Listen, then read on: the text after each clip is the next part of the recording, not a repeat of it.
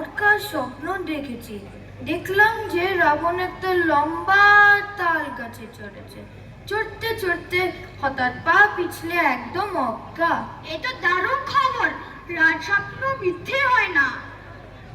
তাহলে তাহলে কি আমরা আজ পার্টি করব? আমি হনুমানকে বললাম যা বেটাকে সমুদ্র ফেলে দেয়। হনুমান বলল ফেলবারের দরকার হবে না, ও বেটা তো মরে গেছে। বেশি পাকা। দূরে রাবণের রথ দেখা যাচ্ছে মনে হচ্ছে।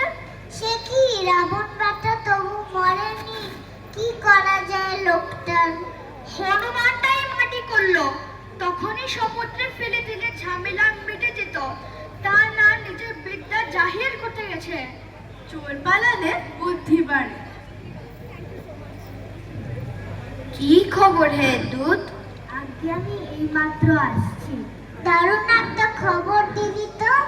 উদ্ধার করে দিয়েছো।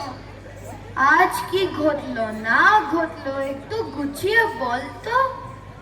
আমি স্নান টান করে পুঁইশাক চচ্চড়ি আর কুমড়োর ছেঁচকি দিয়ে 4টি ভাত খেয়ে যেই না বাড়ি থেকে বেরিয়েছি। অবশ্য আজ পাজিতে কুষ্মাণ্ড কখন হিসেব ছিল, কিন্তু আমার কুমড়োটা পচে যাচ্ছিল কিনা। বাজে না বকে কাজের কথা বল। হ্যাঁ হ্যাঁ, খেয়ে উঠে ঘন্টা 2 জিরিয়ে বাইরে বেরিয়ে দেখি খুব ঢাকঢোল বাজছে। ব্যাটাকে চাংদোলা করে পেটাতো। আচ্ছা, কি কি হলো পর পর করে গুছিয়ে বল। সেটাই তো বলছি স্যার। বাড়ি থেকে বেরিয়ে দেখি মহা হট্টগোল। প্রচুর রাক্ষস সেনা নিয়ে রাবণ আসছে। তা কত সেনা হবে? আগে আমি 79 অব্দি গুনতে পেরেছি, আর গুনতে পারিনি। কেন, বলতে ভুলে গেছিলি নাকি? আগে বললাম না, কুমড়োটা পচে যাচ্ছিল, পেটটা খারাপ খারাপ করছিল। এটাকে কে চাকরি দিয়েছে? এক্ষুনি ঘর ধরে বাইরে বের করে দে। একটা আইডিয়া তো দিতে পারো, কত সৈন্য ছিল? তা লাখখানেক হবে স্যার। সবাই কি আর লাফাতে লাফাতে চেঁচাতে চেঁচাতে আসছিল। আজ আমরা সব মিলে অক্কা পাবো মনে হচ্ছে। মুখ সামনে কত বল বেয়াদব। তুমি রাবণকে দেখেছো এইখান থেকে কত দূরে? আজকে তার প্রায় 5 ঘন্টার রাস্তা। মাত্র 5 ঘন্টার রাস্তা? আগে একটু দ্রুত হাঁটলে 2 ঘন্টাতেও চলে আসতে পারে। তুমি কি করে আসছিলে? হামাগুড়ি দিয়ে? তার রাবণ তাড়াতাড়ি আসছিল না আস্তে আস্তে? 10টা মাথা নিয়ে আসছিল তো। না না, মনে হয় আস্তে আস্তে। ঠিক ঠাউর করতে পারি। এটা কোথাকার অপদার্থ রে? দাঁড়িয়ে দে এটাকে। আরে, কে কোথায় আছিস? আমার গদাটা নিয়ে আয় তো। কেন গদা কেন? রাবণকে ঠ্যাঙাও। রাবণ বোধহয় আসছে। এতক্ষণে এক পাশে সংবাদ নিয়ে এসেছে হনুমানটা। চলো হে লক্ষণ, আমরা যুদ্ধ করি।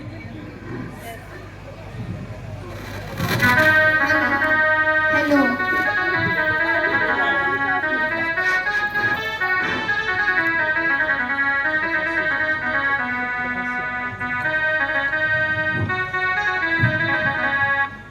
কেউ নেই তো। ওরে, যুদ্ধ করতে আসলে অমনি ভাবে হাঁটলে সবাই হাসবে। এমনি ভাবে হাঁট।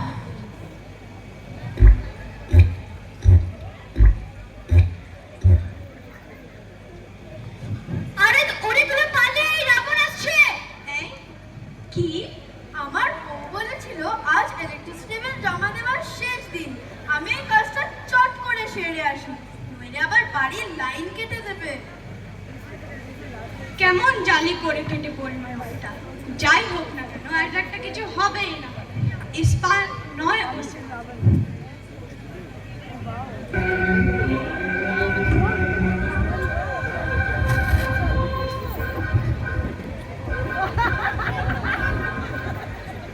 রাবণ, আজ তোকে মজা দেখাবো।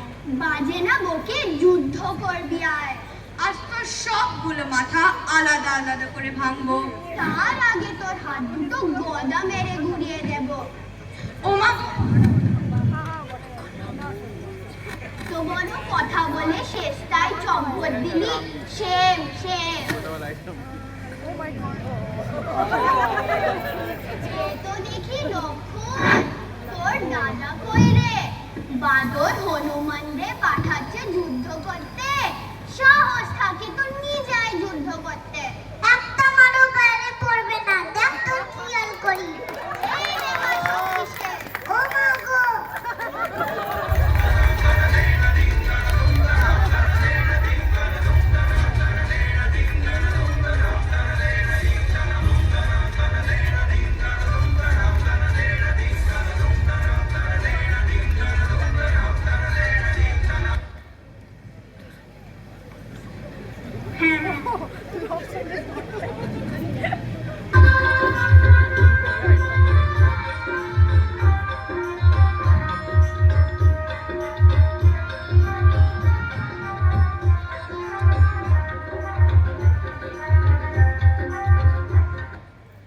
কিছু আগে একটা গোলমাল শোনা যাচ্ছিল, বোধ হয় কোথাও যুদ্ধ বেঁধে থাকবে। তা হবে, আমি তো লিটল স্লিপের পে করতে গেছিলাম।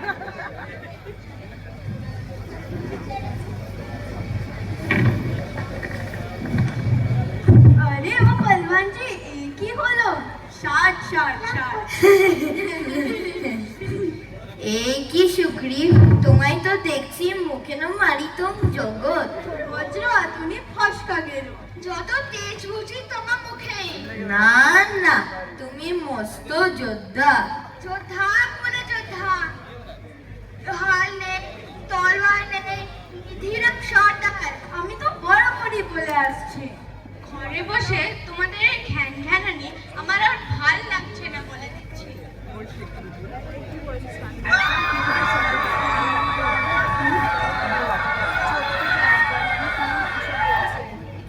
এত গোলমাল কিসের হে? রাবণ এইদিকে আসছে না তো? সে কি রাবণ আসছে? আমার ছাতাটা কোথায় গেল?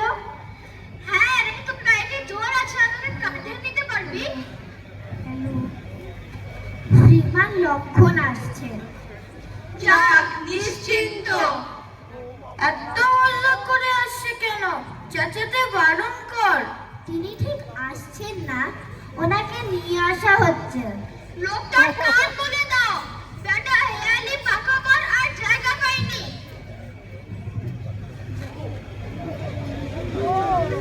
বলে বাবা রে বাবা, মিষ্টি বাচ্চা। হায় হায় হায়, এই কি হলো আমার ভাইয়ের? এতগুলো লোক কি সেখানে ঘোড়ার ঘাস খাচ্ছিল নাকি? হনুমান বেটা কি করছিলি? আমি তো বাতাসা খাচ্ছিলাম। বেটা, তুই বাতাসা খাবার আর কোনো সময় পাসনি? বাজে না বকে, এখন কি করা যায় সেটা বলো। এইবার সবাই মিলে রাবণকে একটা শিক্ষা দিতেই হবে। এই তো শ্রীরামচন্দ্র উঠে পড়েছে। তারপরে ওষুধপত্রের কি ব্যবস্থা করলে? জাম্ববান, তুমি কি না প্রবীণ লোক, এই সম্বন্ধে নিশ্চয়ই তোমার খুব অভিজ্ঞতা আছে।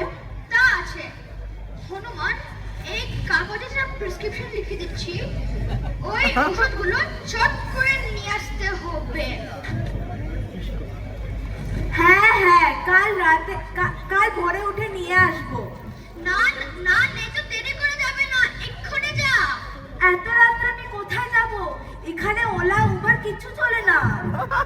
না, ওষুধগুলো এক্ষুনি দরকার। তা হোমিওপ্যাথি লাগাও না। যা বলছি শোন, এই যা গাছের কথা লিখলাম, বিশ্বল্য করেনি, মৃত সঞ্জীবনী, ওই গাছের শেকড় নিয়ে আসতে হবে। এইসব ডাক্তার খানা আমি চিনি না তো। এটা কি হায়দ্রাবাদ শহরে পেয়েছিস নাকি, যে আপেল ফার্মেসি তোর জন্য দোকান খুলে বসবে? কৈলাস পাহাড়ের কাছে গন্ধমাদন পাহাড় আছে, জানিস তো? কৈলাস ডাক্তার আমার কে? উজবুক, কৈলাস পাহাড় বলছি, ডাক্তার নয়। ও বাবা, সেই কৈলাস পাহাড়। এত রাত্রে আমি অত দূরে যেতে পারবো না। যাবি না কি রে বেটা, চুটিয়ে লাল করে দেব, এক্ষুনি যা। এই নিয়ে বকশিস, এবার যা যা হুকুম। তারপরে রাত্রির জন্য সেনাপতি নির্বাচন কর। কেন রাত্রে দেখি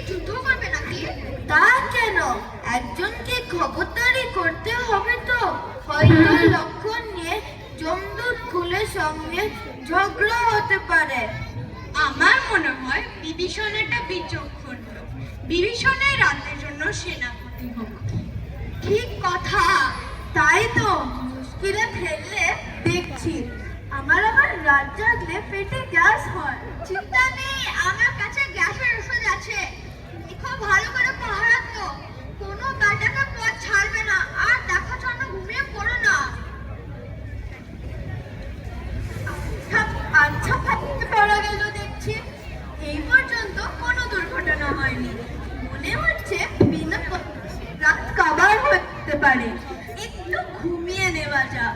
জমার আসবে বলে মনে হচ্ছে না। আর আসলেই বাকি তাদের আটকা দেওয়া তো আর বুদ্ধিমানের কাজ হবে না।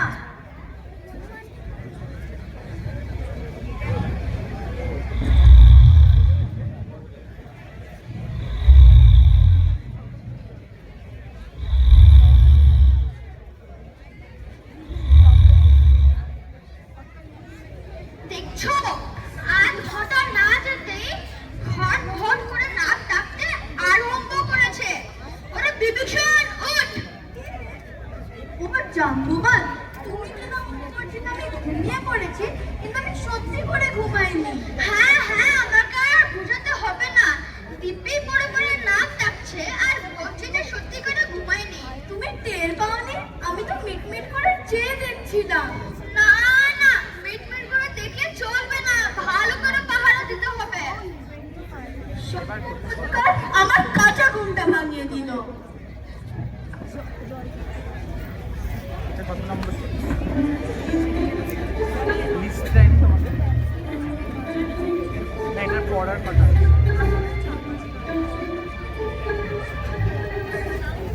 হ্যাঁ রে, বাড়িটা ঠিক চিনে এসছিস তো?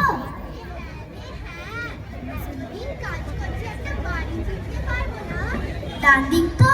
ঠিক এসেছি। চল মলাটা খুঁজে দেখি। এটা কি? এ তো মানুষ। এ তো জ্যান্ত মানুষ। কইরে কিছু তো বলছে না।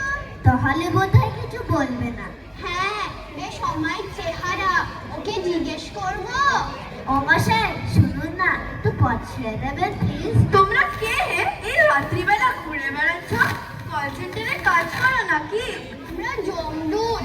খবর পেয়েছি যে এখানে একটা বিপদ হয়েছে। যমরাজ মরাটাকে নিয়ে যাওয়ার হুকুম দিয়েছে। থাক বেটারা, নইলে এমন মার মারবো তোদের নিতে খোঁজ যমরাজাকে আসতে হবে।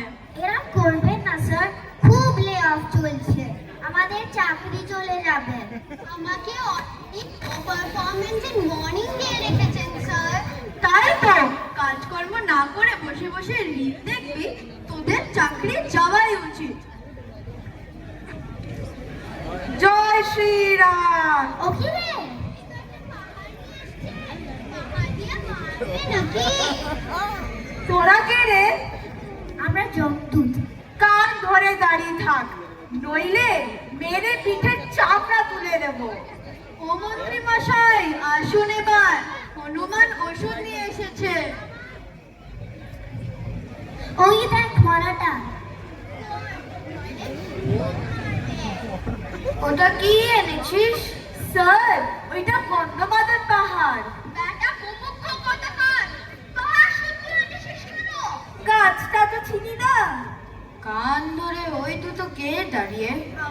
আগে ওরা জমদূত, আমি ওদেরকে কান ধরে দাঁড় করিয়ে রেখেছি। তুই কোথায়? আমি দাঁড় করাতাম তো।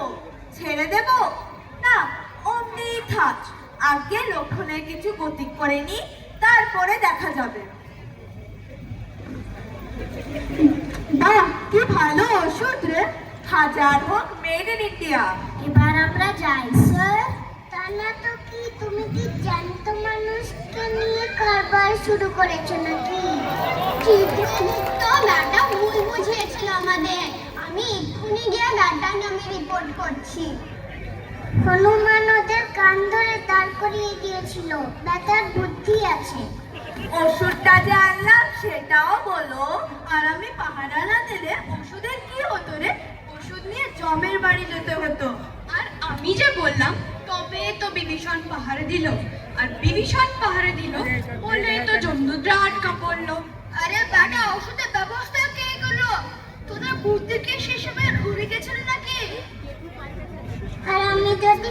নীতি শিক্ষা না পড়তাম তাহলে এসব কাণ্ড কারখানা কিছুই হতো না, আর তোমরাও বিদ্যে জাহির করতে পারতে না। যাক, এখন অনেকটা রাত হয়ে গেছে, তোমরা বাড়ি গিয়ে ঘুম দাও আর আমি ঘুমানোর চেষ্টা করি। একবার আমার ঘুম ভেঙে গেলে আর আসতে চাই না। আমায় কিছু বকশিস দেবে না? হ্যাঁ, ওকে 4টি বাতাসা দিয়ে মধুরেণ সমাপেও করে দাও।